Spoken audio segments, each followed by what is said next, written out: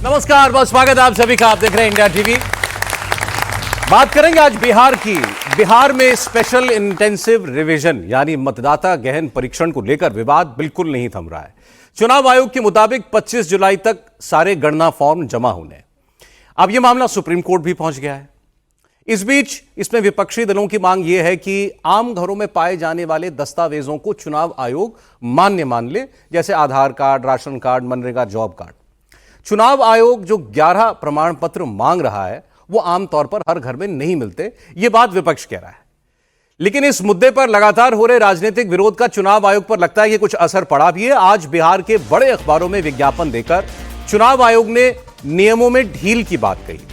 कहा कि अगर कोई बिना फोटो या बिना किसी दस्तावेज के भी फॉर्म जमा करता है तो उसका फॉर्म स्वीकार किया जाएगा और जो जरूरी दस्तावेज हैं वो 25 जुलाई के बाद भी अपलोड कर सकता है।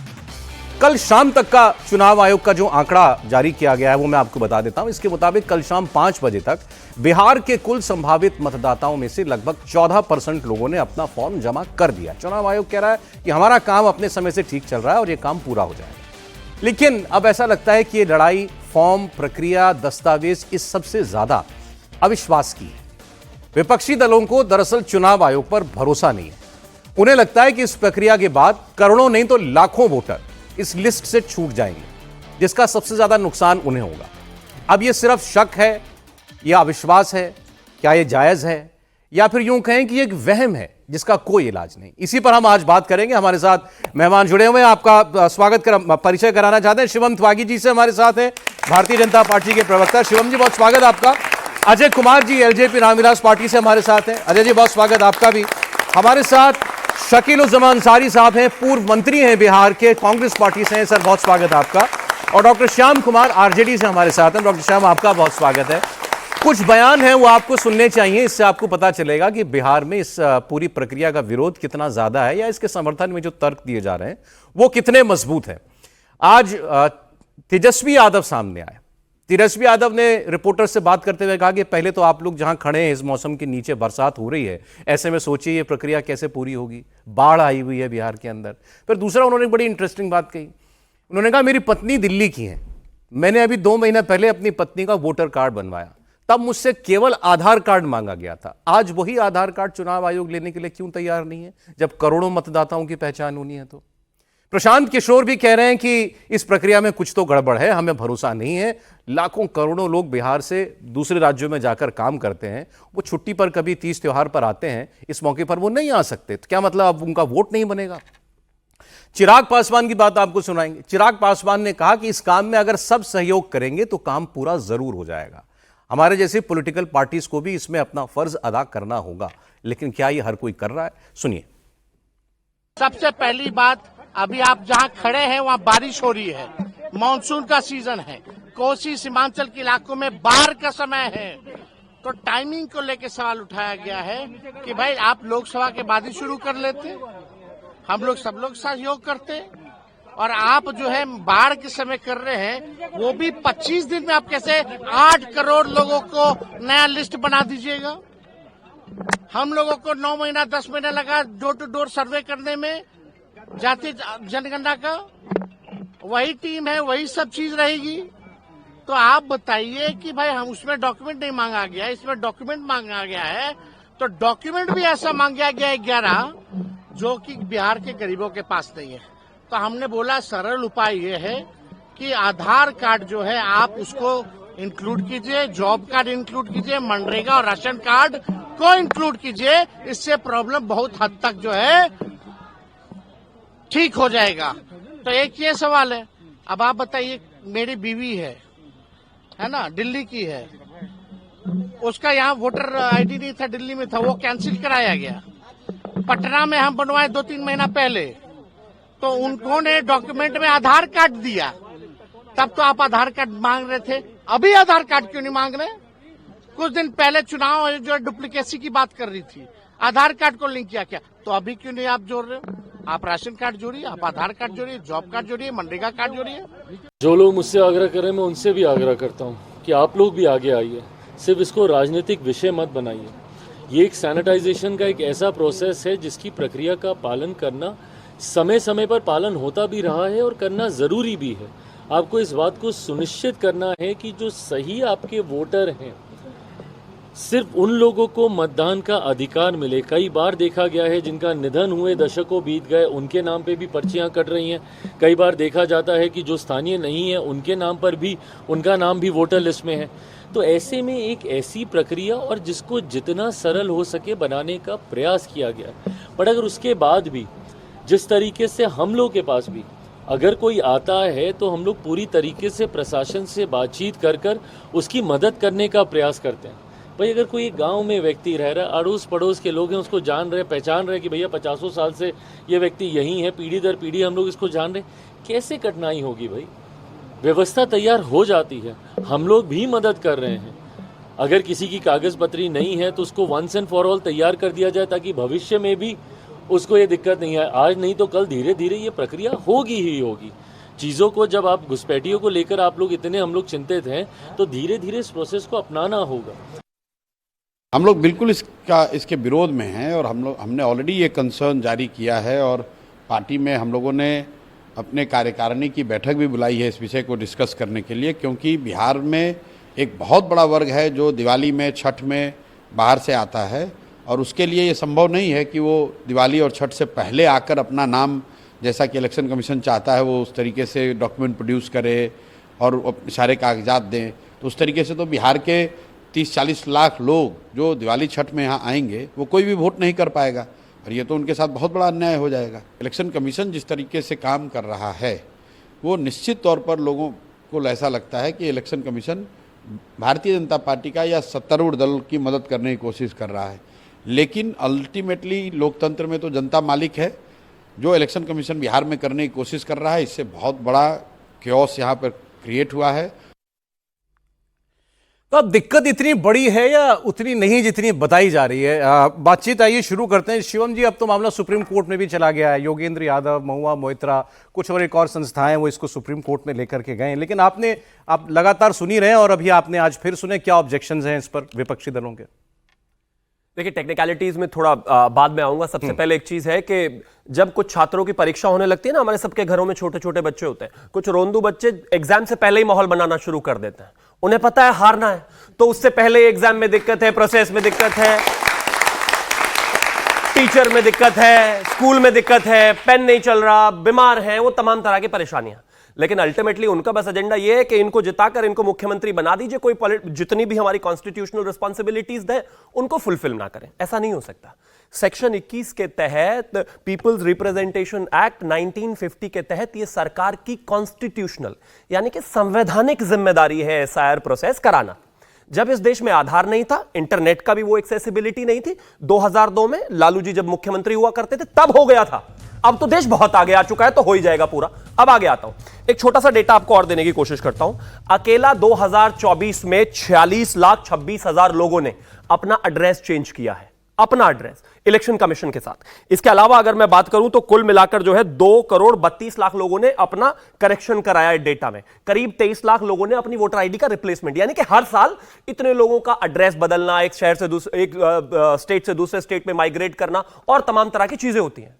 ये एक प्रोसेस है बॉस, होना चाहिए, मैं मानता हूं। और अब एक और चीज है जो आधार को कहा जा रहा है। तेजस्वी जी ने कहा कि भाई आधार को आप वैलिड प्रूफ क्यों नहीं मानते? मैं मानता हूं कि आधार एक आइडेंटिटी के लिए प्रूफ है, लेकिन सिटीजनशिप के लिए नहीं।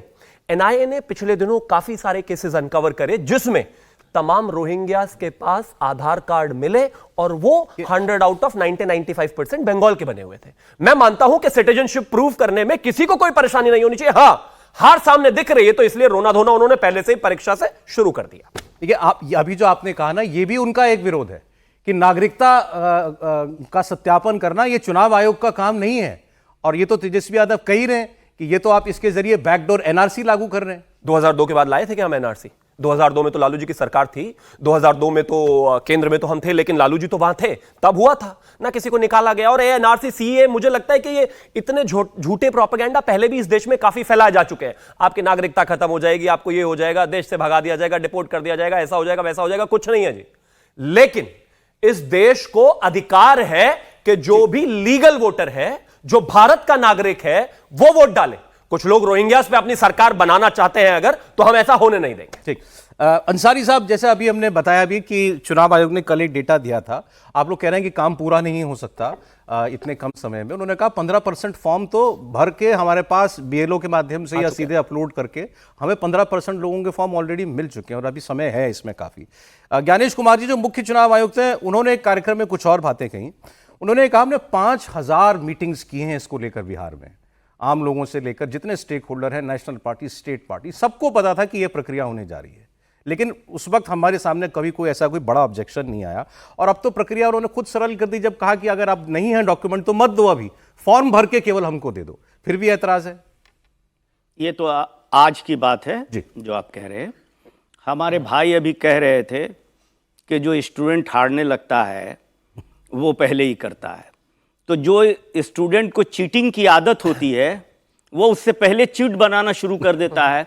बहुत अच्छी तरह से जानते हैं कि इनकी चिट सब पकड़ी गई महाराष्ट्र में, कि एक एक घर में 2-2 हजार वोटर निकल गए, और जो कंस्टिट्यूएंसी में ये पार्लियामेंट में हारे 2000, 4000, 5000 वोट से, वहाँ 20-20 हजार वोट बढ़ा दिए गए।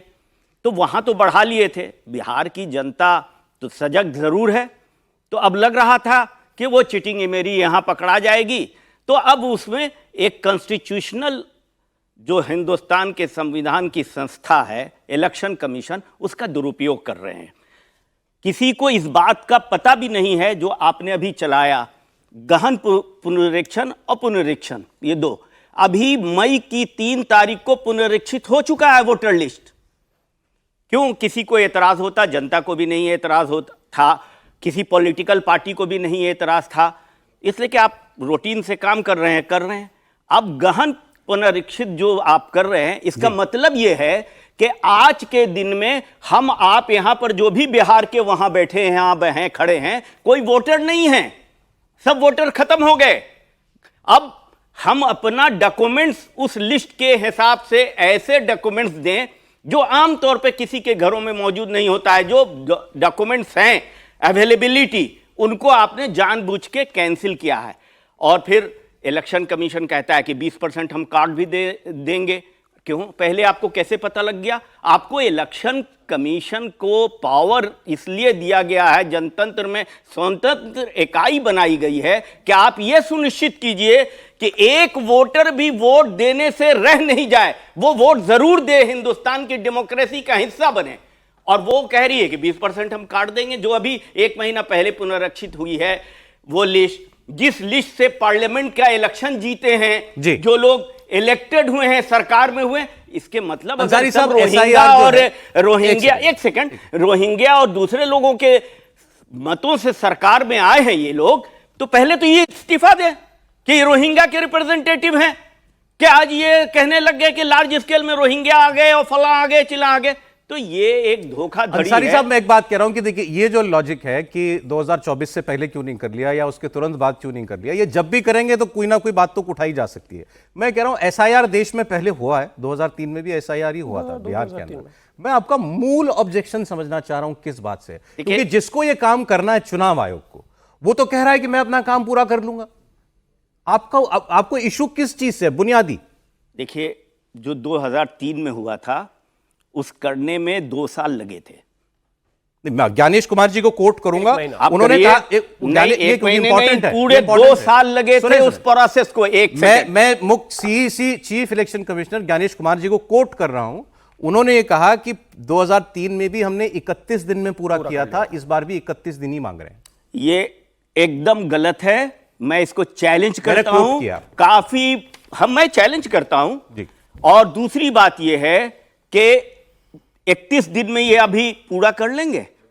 इम्पॉसिबल है। आप यहां बैठे सारे लोग हैं, जहां हम नोएडा में आज खड़े होकर डिबेट कर रहे हैं, हमारे बिहार के हजारों नहीं लाखों वर्कर मौजूद हैं, जिनके पास पैसे नहीं है कि वो जाएंगे डॉक्यूमेंट्स ठीक करने, और गांव में जहां बाढ़ है और जहां जिस तरह से हालत खराब हो रही है, आपने कहा काम 31 दिन में हो ही नहीं सकता। ओके शिवाम, इसमें कुछ थोड़े एक शॉर्ट कमेंट, फिर बाकी 2 मेहमानों के पास। एक मिनट, ये आजकल एक चलन हो गया है, बड़ा स्ट्रेट फेस करके कहते हैं वोट बढ़ा दिए, जीत गए, सब जगह जीत जाते हैं, ऐसा हो जाता है वैसा हो जाता है। अरे भाई, हिमाचल में आपका गठबंधन जीता है, तेलंगाना में आपका गठबंधन जीता है।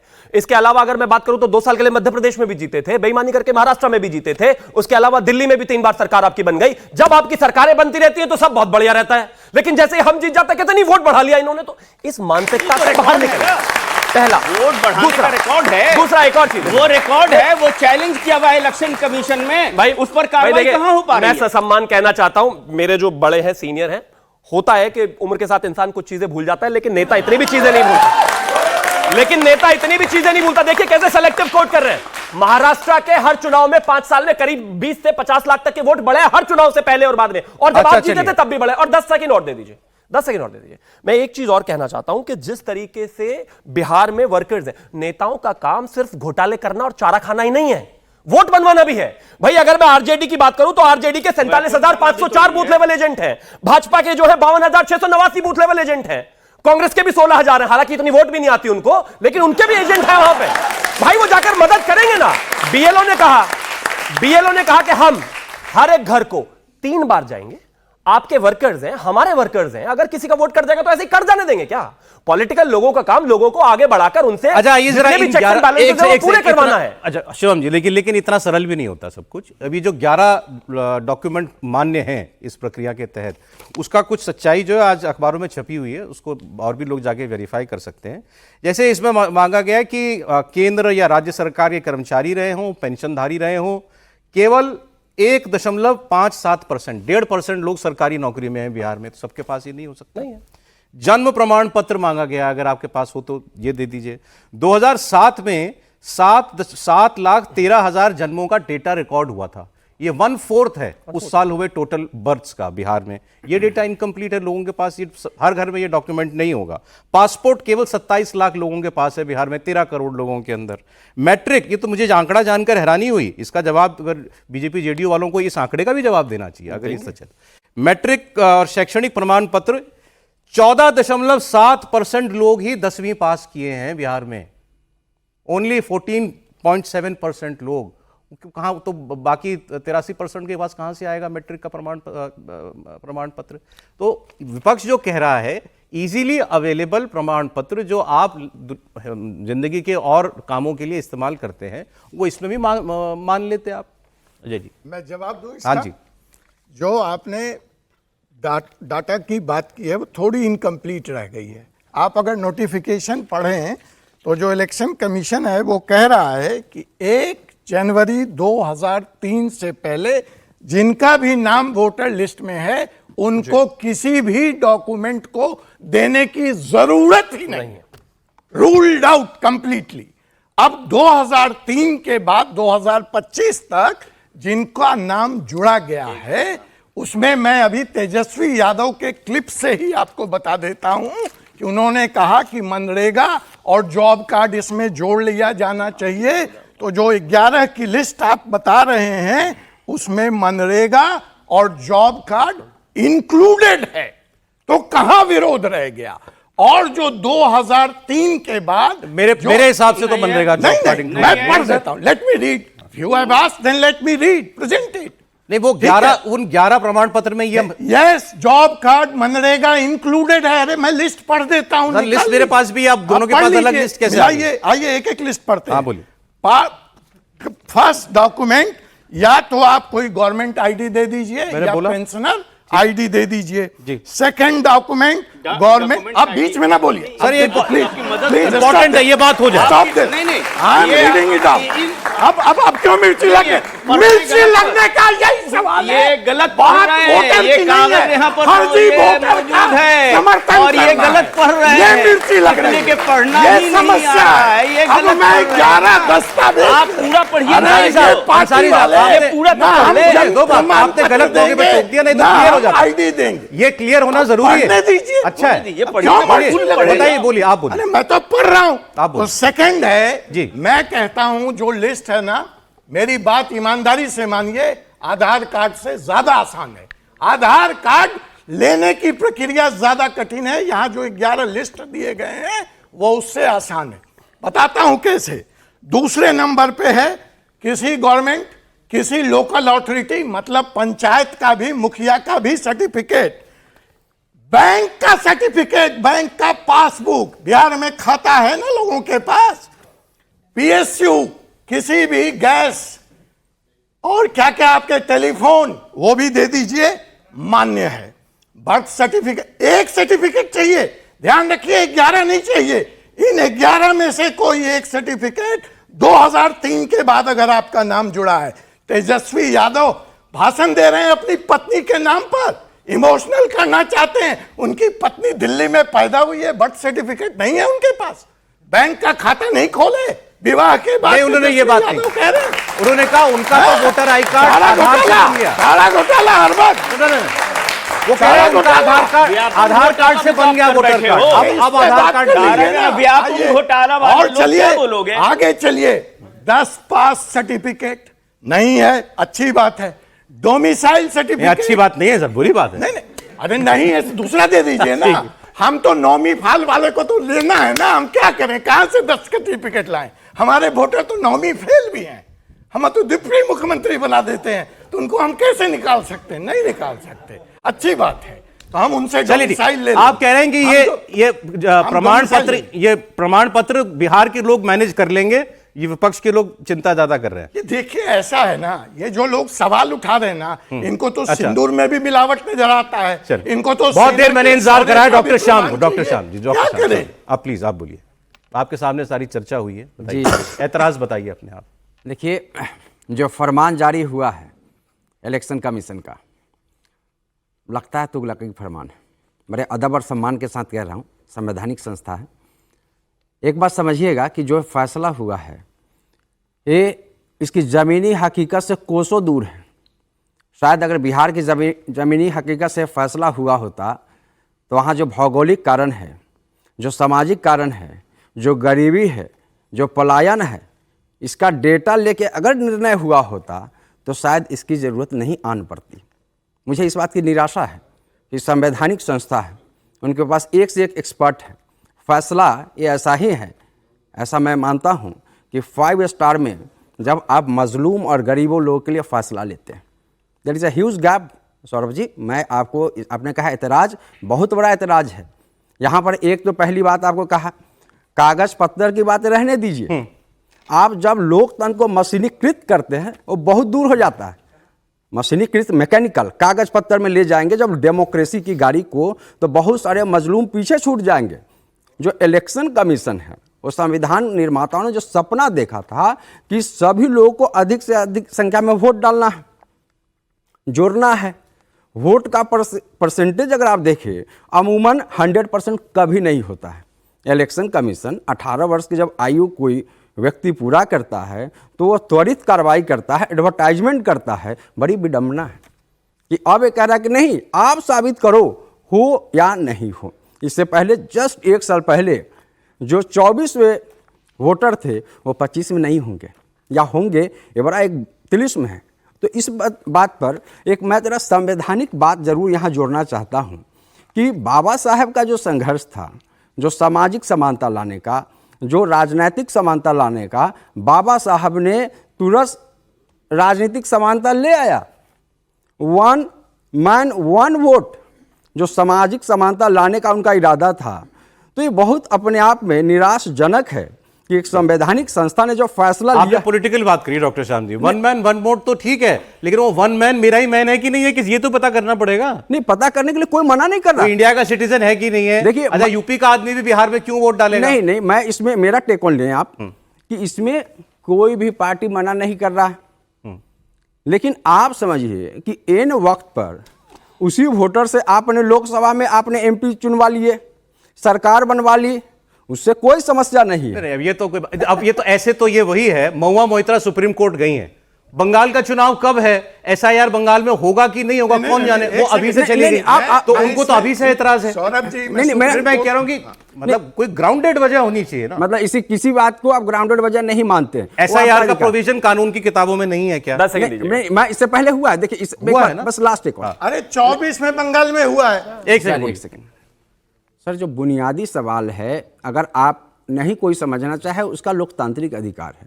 जो वहाँ पर ज़मीनी हकीकत है, ये जो डॉक्यूमेंट की बात कर रहे हैं, इस प्रोसेस की बात कर रहे हैं, अभी बहुत सारे लोग बाहर हैं, वहाँ का मजदूर पंजाब में गए हैं, धान की रोपनी हो रही है, उनकी आवाज कौन उठाएगा? ये बात, ये वजह हो सकती है, ये ग्राउंड है, ये आप इसका ये जवाब समझते नहीं है, ये सब क्या है ना, दीज पीपल मतलब ये लोग बड़ा एक्सक्लूसिव लोकतंत्र को बनाना चाहते हैं, कुछ खास तबकों के लिए बनाना चाहते हैं। एक डेटा कहता है 2.5 से 3 करोड़ लोग, कुछ ने तेजस्वी यादव ने शायद 4 करोड़ बोला, इतने लोग दूसरे राज्यों में जाकर के काम करते हैं। अभी आप प्रशांत किशोर को सुन रहे थे, उन्होंने कहा ये लोग साल में 1 या 2 बार मुश्किल से अपने घर आ पाते हैं, इंतजार करते हैं दिवाली और छठ का मुख्य तौर पर। अब वो वोट बनवाने के लिए स्पेशली आएगा तो त्योहार पे नहीं आएगा। अच्छा, एक चीज तो मानते हैं इस देश के सभी लोग के 100 में से 99.99%, मैं जैसा समझता हूं, मैं एग्जैक्ट फिगर नहीं है, सबके पास फोन है, और अगर नहीं है तो परिवार में किसी के पास है, और अगर पिताजी के पास नहीं है तो बेटे के पास है, और अगर बेटे के पास नहीं है तो बेटी किसी के पास तो है। ऑनलाइन भी कर सकते हो जी, जरूरी नहीं है आपको वहां जाना। और एक और चीज इन्होंने कहा कि बाबा, एक तो ये बड़े बड़े भारी भरकम शब्द देके ना लोगों को उलझाने की ऐसी कोशिश करते हैं, एक तार्किक बात नहीं की। बाबा साहब ने कहा था कि इस देश में ज्यादातर लोगों को वोट डालना चाहिए, अपने देश के लोगों ने कहा था, भाई म्यांमार के रोहिंग्यास के लिए नहीं कहा था। गजब बात हो गई। मैं भी यही कह रहा हूं, इलेक्शन कमीशन, देश के नेता, सारी बॉडीज, हर किसी की जिम्मेदारी है कि हम वोटर को आगे बढ़ाएं और एक एक वोट पड़े, लेकिन उसी की भी जिम्मेदारी है कि एक भी फर्जी वोट ना पड़े। इनको ऐसा क्या प्रेम है रोहिंग्याओं से? हम कहते हैं जी डॉक्यूमेंट आराम से हो जाएंगे, हम कहते हैं जी बीएलओ घर पे जाएंगे 3 बार जाएंगे, हम कहते हैं जी आपके पास आपके एजेंट्स है वो भी जाएंगे, सब मिलजुल कर लेंगे। लेकिन इनका ऐसा क्या पॉलिटिकल इंटरेस्ट है उसमें कि नहीं सबको वोट डालना है, 100% वोट नहीं हुआ, अरे अपने देश के लोगों को डालना है भाई, बाहर वालों को नहीं डालना। अब आगे आता हूं, एक चीज और है, इन्होंने एक और बात कही, 5 स्टार में बैठकर नीति बना देते हैं। ठीक है भैया, प्रधानमंत्री आवास में झोपड़ी बना दो, झोपड़ी में बैठ के बना लेंगे, ये कोई तर्क होता है क्या? अरे बाबा साहेब कहां से आए थे और कहां तक विदेशों तक पढ़कर आए, लेकिन वो अपने देश के गरीब जनता को, लोगों को समझते थे, उनके लिए कानून कायदे बनाते थे, वो बनाते हैं, और आज भी सरकारें ऐसे ही चलती हैं। लेकिन आपका इंटेंट साफ होना चाहिए। यहां पर सरकार का इंटेंट साफ है। जो प्रक्रिया पहले हो चुकी है संवैधानिक दायरे में रहते हुए 2002 में बिना टेक्नोलॉजी के, बिना आधार के, वो आज भी होगी और आसानी से होगी। लेकिन फिर घूम फिर के वही बात आ गई, अंत में बच्चा रोंदू है, हारेगा तो है ही, चाहे कितना ही कुछ कर दो। ये इंटरेस्टिंग बात है, आ रहा हूं सर। आपके सामने 4 पार्टियों के नेता खड़े हुए हैं, चुनाव तो चारों पार्टियों को लड़ना है, परेशान 2 क्यों हैं और 2 इतनी निश्चिंत क्यों हैं? मैं जिनका वोटर रोहिंग्या वो परेशान है। अब आपको आप कह रहे हैं जो वोट अगर जो भी फर्जी वोटर निकलेगा वो इनका होगा। के लिए 11 साल से हु इज रिस्पॉन्सिबल, जरा बताएं इनके वोटर किसका था? Who is responsible? ये थे 11 साल से मोदी जी की सरकार है। अब इतनी बड़ी संख्या में रोहिंग्या को आप बना दिया वोटर के, अपने ओरिजिनल वोटर दिखाई नहीं पड़ रहे हैं। ये एक साजिश है जिसमें दलित, ओबीसी, पिछड़े, गरीब, किसानों को ये जनतंत्र से अलग करना चाहते हैं। ये अंसारी साहब, वो सारे लोग इनको भी तो वोट करते हैं कुछ तादाद में, या नहीं? वो लोग इनको भी तो वोट करते होंगे। नहीं, वोट करते होंगे ना, यही शक है ना जो वोटर लिस्ट में, जो इनको वहां शक लग रहा है कि ये वोटर देने वाले नहीं है, तो इनको लिस्ट से ही निकाल दो। इसलिए कि वहां देने वाले नहीं थे तो इनको पार्लियामेंट में लिस्ट पता लग गया था कि ये 5000 से हार रहे हैं, ये 10,000 से हार रहे हैं, ये 7,000 से हार रहे हैं, तो 20,000 वोट बढ़ा लिए और जीत गए। इस हिसाब से ये रिकॉर्डेड जो इनकी है महाराष्ट्र में, और इसको इलेक्शन कमीशन में ऑफिशियल कंप्लेन किया गया है, लेकिन ऑफिशियल ये काम करते नहीं। अगर इनको ये करना था, इलेक्शन कमीशन को अगर करना था ये काम, क्या फर्क पड़ रहा था? आराम से करते। 1-2 महीना भी, इलेक्शन तो काफी दिन पता था ना उन्हें कब आने वाला है, 2 महीना पहले से ये काम करते, सबको आराम से होता, छुट्टियों में जो जाते अच्छा, बनवा लेते। उसमें क्या रोहिंग्या को नहीं रोक सकते थे? रोक सकते थे, लेकिन इनका एजेंडा है, पॉलिटिकल एजेंडा है, जो सिर्फ एजेंडा चला रहे हैं, नफरत। सर मेरा सवाल ये है कि अभी तो सर आरोप प्रत्यारोप चलता ही रहेगा, फिर जब इलेक्शन हो जाएंगे उसके बाद विपक्ष ईवीएम करेगा कि भाई ईवीएम की वजह से हमारे को सीटें नहीं मिली, तो फिर विपक्ष ये कब सोचेगा कि भाई हमारा गलती क्या है कि जिस वजह से हम इतने सालों से सत्ता से दूर हैं? तो आप मान के चल रहे हैं कि विपक्ष हारेगा? सर वैसे नहीं मान के नहीं चल रहे हैं, पर हर बार होता तो यही है ना कि ईवीएम। डॉक्टर श्याम, अभी इलेक्टोरल लिस्ट और उसके बाद फिर ईवीएम बहाना बनेगा चुनाव के बाद, ये पूछा इन्होंने। एक बात जान लीजिए, कि बिहार में सबसे बड़ी पार्टी आरजेडी रही है, इवन 2020 के चुनाव में किसी मतलब कि मुगालते में कोई साथी ना रहे। ये बता रहे हैं कि सब वोट हमें मिलेगा, ऐसा नहीं है। 30 साल में एक तो मुख्यमंत्री का चेहरा आप नहीं खड़ा कर पाए। नीतीश कुमार जी को आगे रख के जो वोट ले रहे हैं, सियासी लाभ ले रहे हैं, बिहार की जनता इस बात को अच्छे से समझती है। तो आप सोचते हैं कि तेज बोल के आप सही हो जाएंगे, ऐसा नहीं है। बिहार की जमीन से कोसों दूर है आपकी पार्टी और आप लोग। पहली बात मैं क्लियर कर दूं, जो मैं बार बार कह रहा हूं, जो हमारे माननीय नेता तेजस्वी यादव ने बार बार कहा है कि जो लोग बहुत गरीब लोग हैं, जिन लोगों को संसाधन का अभाव है, इनके पास तो सारा संसाधन है, इनके लोग के पास सारे संसाधन है, उनके पास नहीं है।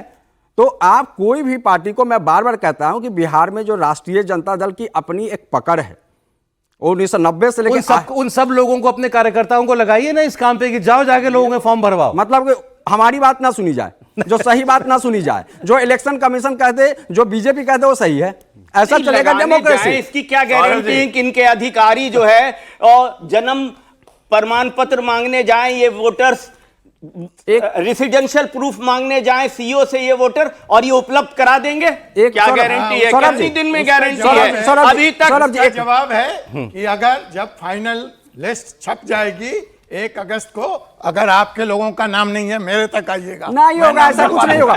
नाम जुड़वा, अरे मालूम है स्टूडेंट को, ताली बजा रहे हैं, लेकिन इनको मालूम है कि जब इनको सर्टिफिकेट बिहार में लेना पड़ता है, ताली बहुत बजा रहे हैं, और किस हालत में वो कितने टाइम लग जाते हैं इनको एक सर्टिफिकेट निकालने के लिए गांव में और ग्राउंड पर। इन्हें मालूम है आपकी बात, और आपके भी मालूम है, लेकिन आज बोलने के लिए सियासी बोल। एक बात जनता तक जाने दीजिए, सर्टिफिकेट निकलने के लिए यूनिवर्सिटी, शिवम जी आपके लिए सवाल है, सीओ से, डिस्ट्रिक्ट मजिस्ट्रेट से, क्रीमी लेयर की सर्टिफिकेट। मेरा सवाल एक सवाल है बच्चे का, सुन लीजिए। दौड़ने पड़ते हैं। मेरा सवाल पक्ष वालों से है कि प्रशांत किशोर जी युवाओं में बहुत ज़्यादा प्रचलित हैं, साथ ही चिराग पासवान जी भी हैं। तो चिराग पासवान जी ने दावा किया है कि हम 243 सीटों पर लड़ेंगे, और साथ ही प्रशांत किशोर जी युवा पे प्रचलित हैं। तो आप इनसे कैसे इसको टैकल करेंगे?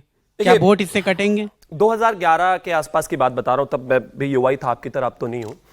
उस जमाने में राहुल गांधी का शिगुफा भी बिल्कुल ऐसा ही था।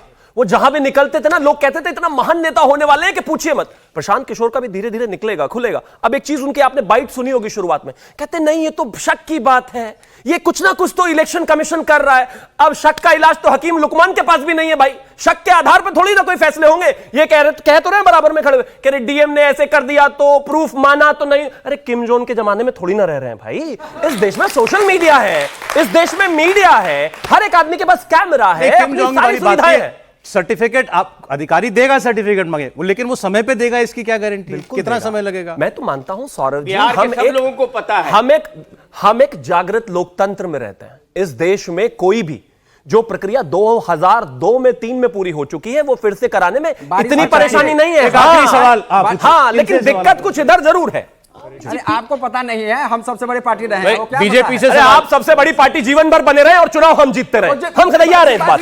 भाई हमारा एजेंडा सरकार बनती रहे, ठीक है। पार्टी है, पार्टी तो क्या करूं, पार्टी है तो। सौरभ जी 1 मिनट सुनिए। How BJP will stop of Bihar?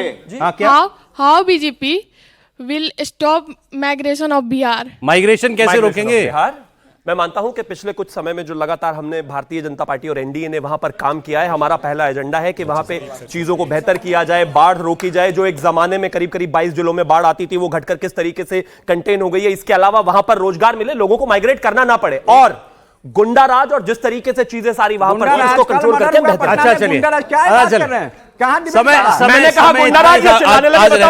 आपका सवाल फिर बिल्कुल समय नहीं है मेरे पास। I am very sorry, very sorry, समय नहीं है। बहुत शुक्रिया। आज को आप गुंडा राज कह रहे हैं, बहुत अच्छी बात है। एसआईआर बिहार की सड़कों में जिस तरह बिहार में हुआ है, चुनाव आयोग कह रहा है हम पूरी कर लेंगे। चुनाव आयोग लगातार अपने नियमों में कुछ परिवर्तन भी कर रहा है, कभी कुछ ढील भी दे रहा है।